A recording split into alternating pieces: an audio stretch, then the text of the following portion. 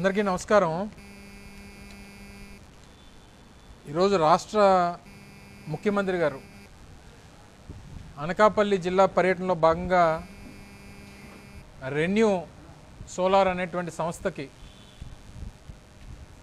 శంకుస్థాపన కార్యక్రమానికి విచ్చేసి వారు కొన్ని విషయాలు ప్రజలను ఉద్దేశిస్తూ మాట్లాడినటువంటి సందర్భాన్ని చూసాం.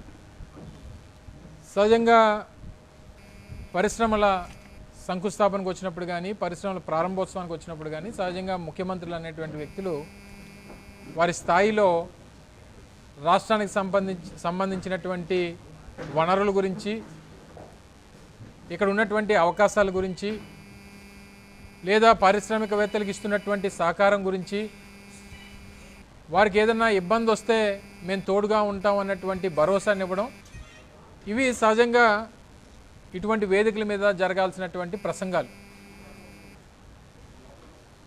వారు అధికారంలోకి వచ్చి 2 సంవత్సరాలు పూర్తవుతా ఉంది. ఇప్పటి వరకు వారి పేరిట వచ్చినటువంటి ఒక కంపెనీ, వారు ఈ 2 సంవత్సరాల పదవీ కాలంలో వారు ఈ రాష్ట్రంలో తీసుకొచ్చినటువంటి ఒక్క పరిశ్రమ పేరు చెప్పమనండి. ఈరోజు వారు శంకుస్థాపన చేసినటువంటి రెన్యూ సంస్థ 2023 మార్చి 3వ తారీఖున విశాఖపట్నంలో జరిగినటువంటి గ్లోబల్ ఇన్వెస్టర్స్ సమిట్, గౌరవ వైఎస్ఆర్ కాంగ్రెస్ పార్టీ అధ్యక్షులు అప్పటి ముఖ్యమంత్రి జగన్మోహన్ రెడ్డి గారి నేతృత్వంలో జరిగినటువంటి ఇన్వెస్టర్స్ సమిట్లో ఇదే సంస్థతో 95,000 కోట్ల రూపాయలు ఈ రాష్ట్రంలో పెట్టుబడులు పెట్టడానికి చేసుకున్నటువంటి ఒప్పందంలో భాగంగా జరిగినటువంటి పరిశ్రమకు సంబంధించినటువంటి శంకుస్థాపన. ఇక్కడ ఈ ప్రాంతంతో పాటు అటు అనంతపూర్ కానీ మిగిలినటువంటి రాష్ట్రంలో ఇతర ప్రాంతాల్లో కూడా సోలారు, విండ్ ప్రాజెక్టులు స్థాపిస్తామని చెప్పి వారు ప్రకటన చేశారు. సోలార్ మ్యానుఫ్యాక్చరింగ్ సంబంధించినటువంటి యూనిట్స్ కూడా స్థాపిస్తామన్నటువంటి మాట చెప్తూ ఆ పరిశ్రమకు సంబంధించినటువంటి శంకుస్థాపన ఈరోజు వారు చేయడం జరిగింది. అంటే మరొకసారి చంద్రబాబు నాయుడు గారి తాలూకా క్రెడిట్ చోరీ మరొకసారి ఈ రాష్ట్ర ప్రజలందరూ కూడా గమనించాలని చెప్పి సందర్భంగా కోరుతా ఉన్నా. నేను ఆ రోజు పరిశ్రమల శాఖ మంత్రిగా జగన్మోహన్ రెడ్డి గారి నేతృత్వంలో 2023 జనవరి 30వ తారీఖున ఒక డిప్లొమాటిక్ కాన్క్లేవ్ని ఢిల్లీలో నిర్వహించాం. అంటే మార్చి 3, 4 నిర్వహించినటువంటి గ్లోబల్ ఇన్వెస్టర్స్ సమిట్కి సంబంధించి దానికన్నా ముందు ఒక రోడ్ షో నిర్వహించాలని, దేశంలో వివిధ నగరాల్లో వీటిని నిర్వహిస్తూ మొదటి సమావేశాన్ని ఢిల్లీలో మేము పెట్టినప్పుడు వివిధ దేశాలకు సంబంధించినటువంటి డిప్లొమాట్సు, వారితో పాటు ఈ సుమన్ సిన్హా, ఈ రెన్యూ పవర్ సంబంధించినటువంటి చైర్మన్ వారు ఆ రోజు ఆ వేదికను పంచుకున్నటువంటి సందర్భాన్ని కూడా గుర్తు చేస్తూ ఉన్నాం. అదే వేదిక మీద నుంచి ఆ రోజు వారు ప్రకటన చేశారు, ఆంధ్రప్రదేశ్ రాష్ట్రంలో రెన్యూబుల్ పవర్కి సంబంధించి ఇది ఒక దిక్సూచిగా ఈ రాష్ట్రం ఉంది. Solar, wind, pumped hydro storage సంబంధించినటువంటి పవర్ జనరేషన్కి ఇది దేశానికి ఆంధ్రప్రదేశ్ ఒక దిక్సూచి. సో ఈ రాష్ట్రంలో పెట్టుబడులు పెట్టడానికి మేము అందరం కూడా సుముఖంగా ఉన్నామని చెప్పి ప్రకటన చేసి అప్పటి నుంచి మార్చి 3వ తారీఖు జరిగినటువంటి గ్లోబల్ ఇన్వెస్టర్ సమిట్లో ఇది ఒప్పందం జరగడం, వారు ప్రకటన చేయడం, దానికి సంబంధించి ఈ సంస్థ ఏర్పాటుకు సంబంధించినటువంటి జీవోలు కూడా మేమే ఇచ్చాం. మే మాసంలో కానీ తర్వాత మరో సందర్భంలో కానీ ఆ జీవో నెంబర్లు కూడా అవసరమైతే తెలుగుదేశం పార్టీ ఈ ప్రభుత్వానికి ఇవ్వడానికి కూడా మేము సిద్ధంగా ఉన్నాం. అంటే మరొకసారి క్రెడిట్ చోరీకి చంద్రబాబు నాయుడు గారు తెరలేపారు. దానికి మరొకసారి అనకాపల్లి జిల్లా, ఉమ్మడి విశాఖపట్నం జిల్లా ఒక వేదిక అయ్యింది. వారికి పోనీ వచ్చినప్పుడు ఏదన్నా 4 మంచి మాటలు చెప్పి ప్రజలకు ఉపయోగపడేది, పరిశ్రమలకు ఉపయోగపడేది, పారిశ్రామికవేత్తలకు ఉపయోగపడేది, ఈ ప్రాంతానికి ఉపయోగపడేది 4 మంచి విషయాలు ఈ ప్రాంతం కోసం, రాష్ట్రం కోసం చెప్పుంటే బాగుండేది. ఈ వేదికను దేనికి వాడుకున్నారు? జగన్మోహన్ రెడ్డి గారి క్యారెక్టర్ అసాసినేషన్ చేయాలి.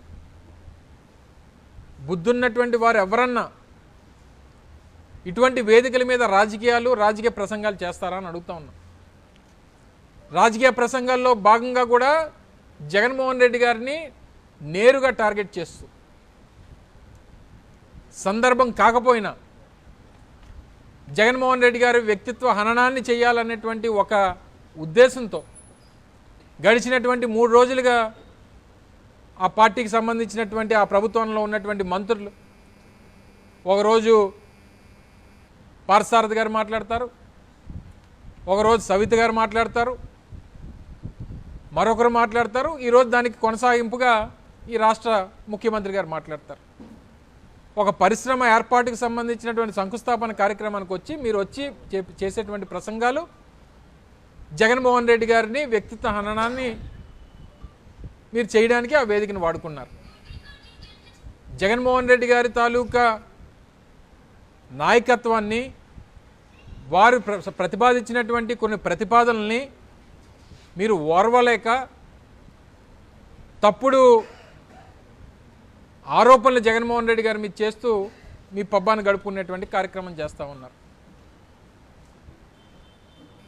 దస్తగిరి అనేటువంటి వ్యక్తి మొన్న కడపలో హత్యకు గురైతే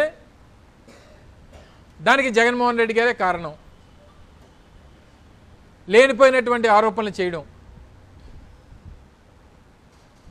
ఎక్కడ ఏ హత్య జరిగినా ఈ రాష్ట్రంలో దేశంలో ఎక్కడ జరిగినా దాని జగన్మోహన్ రెడ్డి గారే కారణం అనేటువంటి ఒక తప్పుడు ప్రచారాన్ని చంద్రబాబు నాయుడు గారు ఎప్పటికప్పుడు చేస్తూ ఉన్నారు. దస్తగిరి అనేటువంటి వ్యక్తి వారి భార్య ఈరోజు ఒక పత్రికా సమావేశం పెట్టి అక్కడ ఉన్నటువంటి నిత్యానందరెడ్డి గారు ఎవరైతే కడప మా డిప్యూటీ మేయర్గా ఉన్నటువంటి వ్యక్తి, ఆయనకి ఈ హత్యకి ఏ రకమైనటువంటి సంబంధం లేదు అనేటువంటి మాట చెప్పినా సరే లేదు, జగన్మోహన్ రెడ్డి గారే చేశారు, వైఎస్ఆర్ కాంగ్రెస్ పార్టీ చేసింది అనేటువంటి ఒక తప్పుడు ప్రచారాన్ని. అసలు ఈ హత్య రాజకీయాలకి ఈ రాష్ట్రంలో ఈ హత్య రాజకీయాలకి తెరలేపినటువంటి వ్యక్తే చంద్రబాబు నాయుడు గారు. ఇది ఈరోజు కాదు, దాదాపు 40 సంవత్సరాల నుంచి 1985 నుంచి ఈ హత్య రాజకీయాలకి తెరలేపినటువంటి వ్యక్తి ఈ రాష్ట్రంలో చంద్రబాబు నాయుడు గారు అనేటువంటి విషయం ఈ రాష్ట్రంలో రాజకీయాల పట్ల అవగాహన ఉన్నటువంటి ప్రతి ఒక్కరికి తెలుసు. అది దశరథరామ్ దగ్గర నుంచి, వంగవీటి మోహనరంగ గారి దగ్గర నుంచి ఇలాగ అనేక రకాలైనటువంటి హత్యలు ఆయన ముఖ్యమంత్రిగా ఉన్నప్పుడు వైఎస్ రాజారెడ్డి గారి హత్య దగ్గర నుంచి ఇటువంటివి అనేకమైనటువంటి ఉదాహరణలు ఉన్నాయి. ఈ రాష్ట్రంలో రాజకీయ హత్యలకి, హత్య రాజకీయాలకి పేటెంట్ ఎవరనంటే చంద్రబాబు నాయుడు గారు. ఆయన వచ్చి మా మీద ఆరోపణలు చేస్తారు, అది కూడా ఇటువంటి వేదికల మీద చేస్తారు.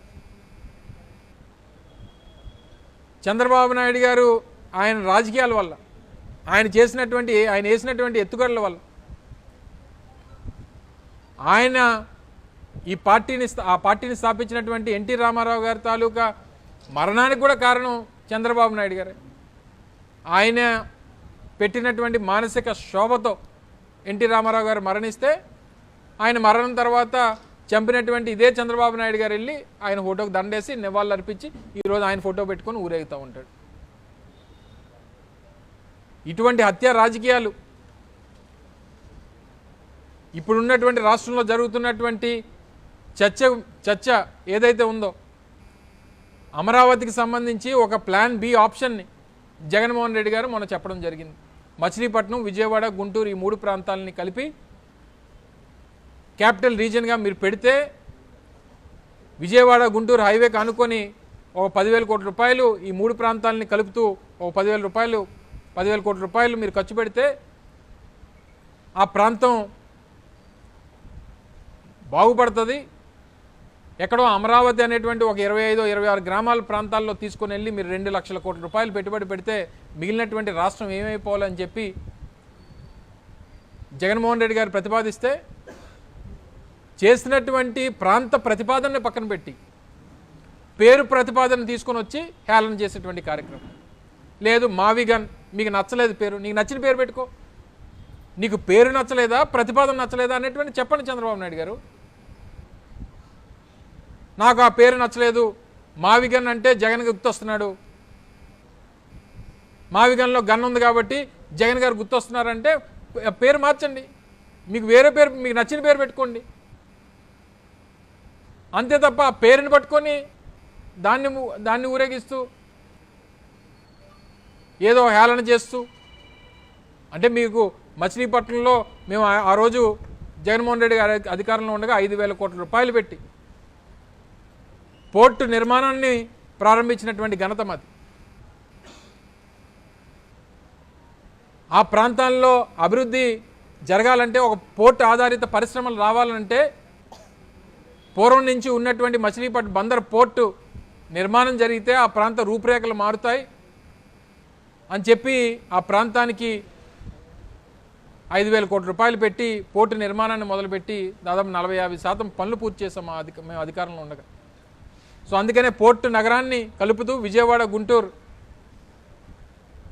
ట్రేడ్ సెంటర్స్గా ఉంటాయి. ఇవన్నీ కూడా ఈ 3 ప్రాంతాలు కలిస్తే దాదాపు 150 కిలోమీటర్ల మేర పరిధి ఉంటుందని చెప్పి ఓ ప్రతిపాదన చేస్తే ఆ ప్రతిపాదనని, ఆ ప్రాంతాన్ని పక్కన పెట్టి పేరుని పట్టుకొని ఎలాడతారు చంద్రబాబు నాయుడు గారు. చెప్పండి రాష్ట్ర ప్రజలకి.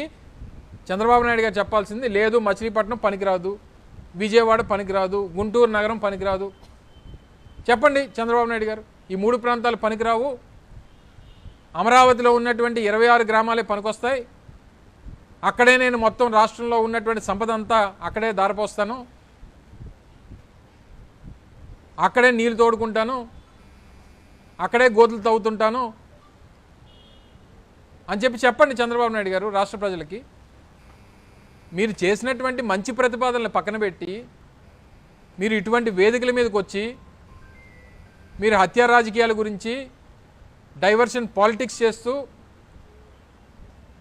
జగన్మోహన్ రెడ్డి గారి ఫోబియా పట్టుకుంది మీకు, ఈ మావిగన్ ఫోబియా పట్టుకుంది మీకు. జగన్మోహన్ రెడ్డి గారిని మీకు ఎందుకు మీకు అధికారం ఇచ్చారు, 164 సీట్లు ఇచ్చారు మీ కూటమికి. గతంలో ఎప్పుడు లేని విధంగా మీకు ఆ మెజారిటీ వచ్చింది.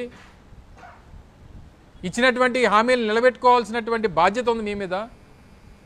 ఇవన్నీ పక్కన పెట్టి ఇంకా జగన్మోహన్ రెడ్డి గారు, జగన్మోహన్ రెడ్డి గారు, జగన్మోహన్ రెడ్డి గారు, ఏ వేదిక ఎక్కినా జగన్మోహన్ రెడ్డి గారు. అది రాజకీయ సభ అయినా జగన్మోహన్ రెడ్డి గారే, పారిశ్రామిక సభ అయినా జగన్మోహన్ రెడ్డి గారే, రైతులతో చర్చ అయినా జగన్మోహన్ రెడ్డి గారే, మహిళలతో భేటీ అయినా జగన్మోహన్ రెడ్డి గారే. జగన్మోహన్ రెడ్డి గారు అనేటువంటి భయం పట్టుకుంది చంద్రబాబు నాయుడు గారు. ఎందుకు అంటే నేను ఏమీ చేయలేకపోతున్నాను, రాష్ట్రంలో పరిపాలన నాకు చేత కాలేదు, ఇచ్చినటువంటి హామీలు నిలబెట్టుకోలేకపోతున్నాను, ఇచ్చినటువంటి ప్రతి మాట జగన్మోహన్ రెడ్డి నిలబెట్టుకున్నారు. అందుకనే జగన్మోహన్ రెడ్డి గారి మీద ఈ రకమైనటువంటి వ్యక్తిత్వ హననం చేస్తే తప్ప మనం ఆయన్ని ఎదుర్కోలేము అనేటువంటి భయం చంద్రబాబు నాయుడు గారిలో కనబడతా ఉంది. ఈరోజు ఆ సభలో అదే రుజువైంది. చంద్రబాబు నాయుడు గారికి భయం భయం భయం అది పుట్టించింది ఎవడు అంటే వైఎస్ జగన్మోహన్ రెడ్డి గారు అనేటువంటి విషయం ప్రజలందరూ కూడా చర్చించుకుంటున్నారు. సో డెఫినెట్గా చంద్రబాబు నాయుడు గారు మీ క్రెడిట్ చోరీని, మీ డైవర్షన్ పాలిటిక్స్ని, మీ హత్యా రాజకీయాల్ని ఇవన్నీ కూడా ప్రజలు గమనిస్తూ ఉన్నారు. మీరు ఇచ్చినటువంటి మాటను నిలబెట్టుకునేటువంటి పని చేయండి, ఎన్నికల్లో ఇచ్చినటువంటి హామీలు నిలబెట్టుకునేటువంటి కార్యక్రమం చేయండి. రాజకీయ పారిశ్రామిక సభల్ని రాజకీయ సభలుగా మార్చకండి. హత్యా రాజకీయాల్ని ఆద్యం పోసింది మీరు. దయచేసి ఈ విషయాలన్నీ కూడా ప్రజలు గమనిస్తూ ఉన్నారు. ఇప్పటికన్నా మీలో మార్పు రావాలని చెప్పి మరొక్కసారి ఈ సందర్భంగా మీ ద్వారా ప్రజలందరికీ తెలియజేసుకుంటూ, మరి ఈరోజు జరిగినటువంటి ఆ కార్యక్రమం, ఆ రెన్యూ పవర్ అనేటువంటి సంస్థ 2023 మార్చి 3 జగన్మోహన్ రెడ్డి గారి నేతృత్వంలో జరిగినటువంటి గ్లోబల్ ఇన్వెస్టర్స్ సమిట్లో చేసుకున్నటువంటి ఒప్పందంలో భాగంగా ఈరోజు ఈ రాష్ట్రానికి ఆ సంస్థ వచ్చినందుకు మరొకసారి వారికి కూడా హృదయపూర్వకంగా అభినందనలు తెలియజేసుకుంటూ మీ రాజకీయ కార్యక్రమాలని రాజకీయ ఆలోచనల్ని ప్రతి వేదిక మీద దయచేసి రుద్దొద్దని చెప్పి మీ ద్వారా వారిని కోరుకుంటా ఉన్నా.